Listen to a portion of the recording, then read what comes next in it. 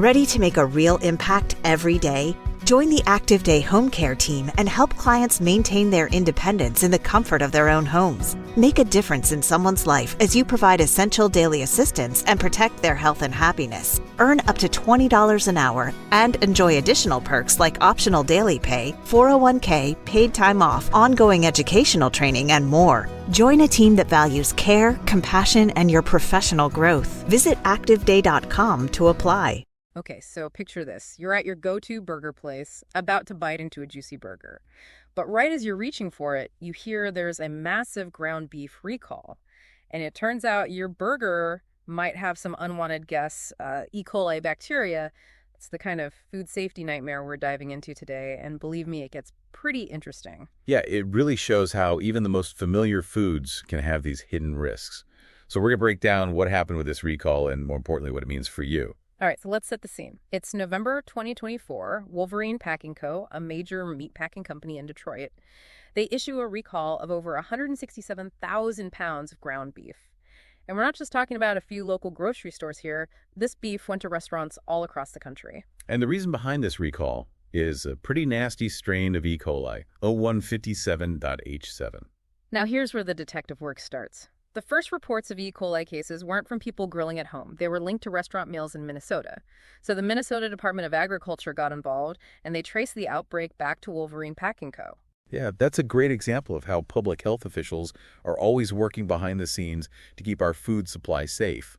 It's a complex process, but without them, these outbreaks could become much larger. It's pretty amazing how they can track these things back to the source. But back to the beef. The contaminated batches were all produced on October 22nd and had a use-by date of November 14th. I'm guessing you're giving us these dates for a reason. Absolutely. Okay. While the contaminated beef mainly went to restaurants, there's always a chance some of it could have ended up somewhere else, like in someone's home freezer if they took home leftovers. That's a good point. I'm definitely going to double-check my fridge after this. Yeah. So we've established that E. coli contamination is a serious problem, but I think it's time for a little E. coli 101.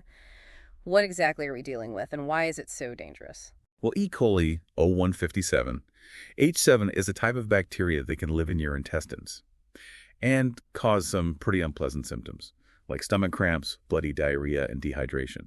For most healthy adults, it's a few rough days, but you usually recover within a week.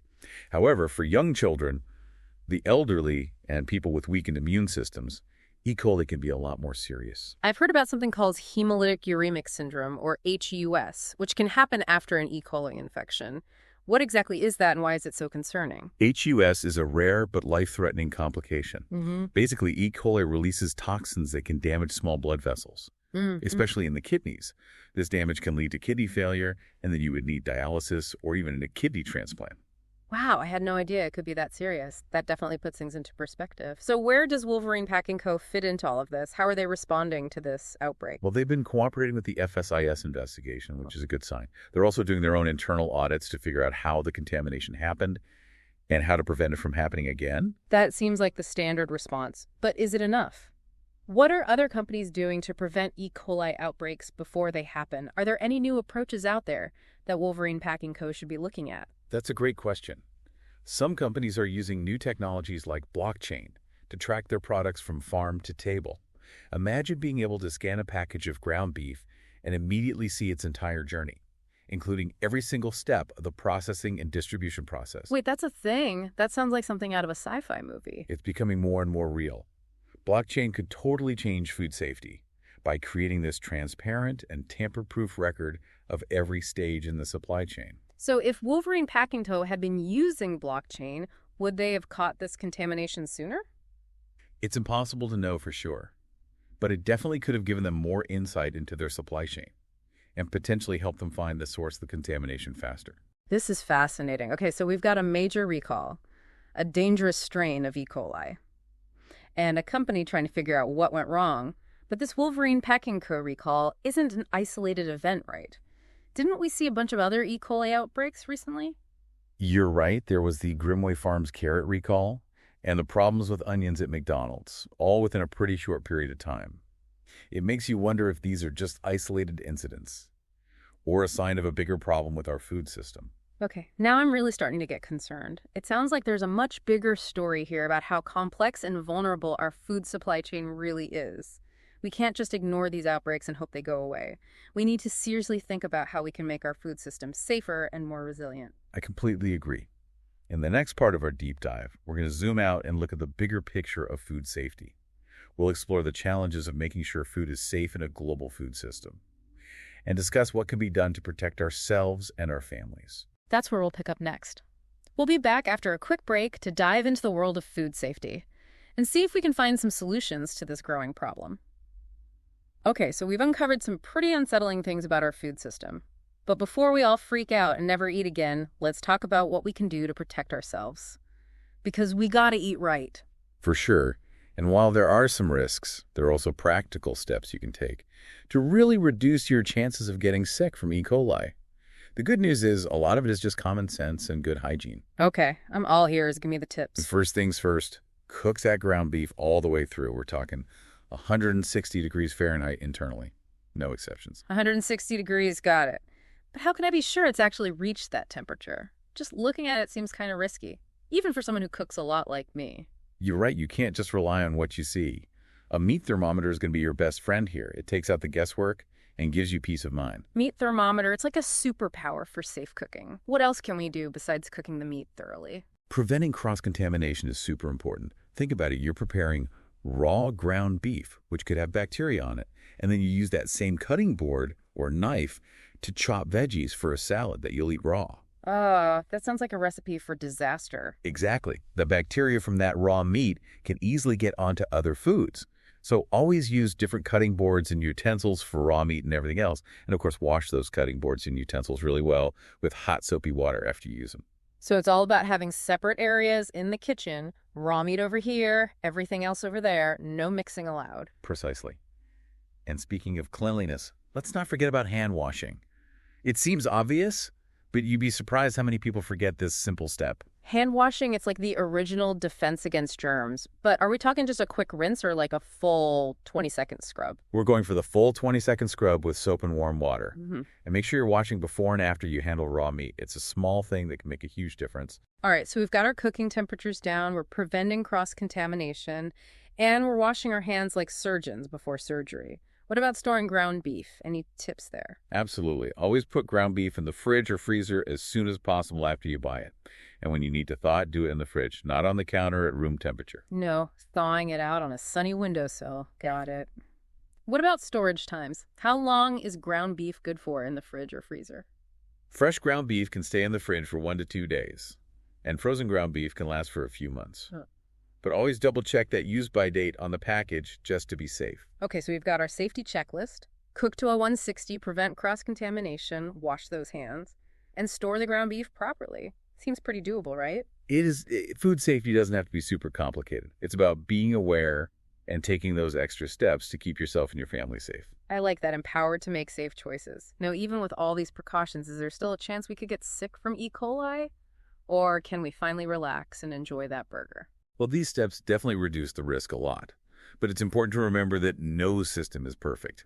Food safety is complicated, and sometimes things can slip through the cracks. That's why it's so important to stay informed about food recalls. Ah, yes, recalls. They can feel like this endless stream of warnings. Contaminated spinach, recalled peanut butter, the list goes on and on. How can we stay on top of it all without losing our minds? You're right, it can get overwhelming trying to keep track of every single recall. But luckily, there are good resources to help us stay in the know without being totally bombarded with information. The FSIS website is a great one. They have a whole section for recalls and alerts. You can even sign up for email notifications so you're always up to date. That's super helpful. Instead of trying to memorize every single recall, we can just rely on trustworthy sources like the FSIS to do the hard work for us. So we've covered the recall E. coli and practical tips for staying safe in the kitchen. But I still have this feeling that this Wolverine pack and co situation is just the beginning. Like it's a symptom of a much bigger issue. You're onto something there. This recall and all the other recent E. coli outbreaks bring up some big questions about our entire food system. I think it's time we zoom out and look at the bigger picture of food safety. Because this isn't just about ground beef, it's about figuring out how to ensure the safety of our whole food supply chain. Exactly. In the next part of our deep dive, we'll get into the complexities of food safety on a global scale and explore some possible solutions to this growing challenge. Okay, so let's talk big picture here. Multiple E. coli outbreaks in such a short time, it's hard to ignore, right? Yeah, it is. So is this just a coincidence, or are we seeing like a pattern here, something more systemic? That's the question, isn't it? It's hard to say for sure if it's a trend, but it does raise some serious concerns about how vulnerable our modern food supply chain is. It's this complicated web, and that complexity can create weaknesses. It makes you think like we're so used to just grabbing food from the store or ordering takeout without even thinking about it. But behind all that convenience is this huge network of farms, processing plants, distributors, trucks going all over the country. It's mind-boggling. It really is. And with each step in that chain, there's a chance for something to go wrong. A mistake with hygiene at a processing plant, a change in temperature during shipping, even improper storage at a restaurant. Any of those things can lead to contamination. So basically, as consumers, we're just trusting this system, hoping that every step has been handled perfectly. That's a little unsettling. It is, and it shows why transparency and accountability are so important. We need systems that allow us to trace food back to its source.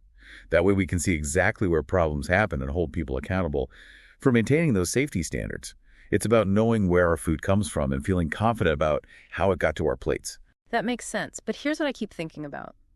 How do we balance that need for safety with keeping food affordable and convenient, which is what we're all used to? It feels like we have to choose one or the other. That's the challenge, isn't it? There's no easy answer. But I think a big part of the solution is giving consumers more information. What do you mean by that? Like, what would that look like? Imagine a system where you could scan a package of ground beef at the grocery store and instantly see its whole journey from the farm where the cow was raised to the processing plant and everything in between. Every step documented and easy to access. Wow, that's amazing. It would be like having a food detective right in your pocket. Yeah. But is something like that even possible? It's not as crazy as it sounds. We're already seeing technology like blockchain being used to track food. Blockchain creates this secure record of every transaction, making it almost impossible to tamper with. Okay, so maybe in the future we'll be able to scan that package of ground beef and see exactly where it came from, how it was processed, even what temperature it was kept at the whole time. That's incredible. Exactly. That kind of transparency could completely change food safety. Producers and processors would be much more likely to keep the highest standards, knowing that consumers can see everything they're doing. That's a hopeful thought. This ground beef recall, as scary as it is, could actually lead to positive changes in the food industry. It's making us all think more about how our food gets to us and demand better systems. I agree. It reminds us that food safety is an ongoing challenge. And we have to be proactive. We can't just sit back and expect someone else to take care of it. It's a shared responsibility. Okay, so to wrap things up, if there's one thing you want our listeners to remember from this deep dive, what would it be? Food safety is a team effort. Producers, processors, regulators, consumers, we all have a part to play by staying informed, taking precautions in our own kitchens, and speaking up for more transparency. We can all work towards a safer and healthier food system for everyone. Well said. Food is such a fundamental part of our lives, something we all enjoy. It's definitely worth taking the time to understand how it gets to us and doing our part to keep it safe. So to our listeners, stay curious, stay informed, and most importantly, stay safe out there. Thanks for joining us on this deep dive. Today is your lucky day. Today is the day that our $3 website works for you, paying you directly to your PayPal daily. Imagine $3 ongoing continuous payments to your PayPal account. Imagine falling asleep and waking up to $300 in your PayPal account. How would this make you feel? How could this help you? What bills could you pay? What kind of fun could you have? What does that retirement look like now? All for a one-time payment of $3. This website is DFY done for you, fully built and completely hosted, and never stops collecting payments for you. You have spent $3 on coffee on a regular, but that coffee won't help you create multiple streams of income. Click the link below.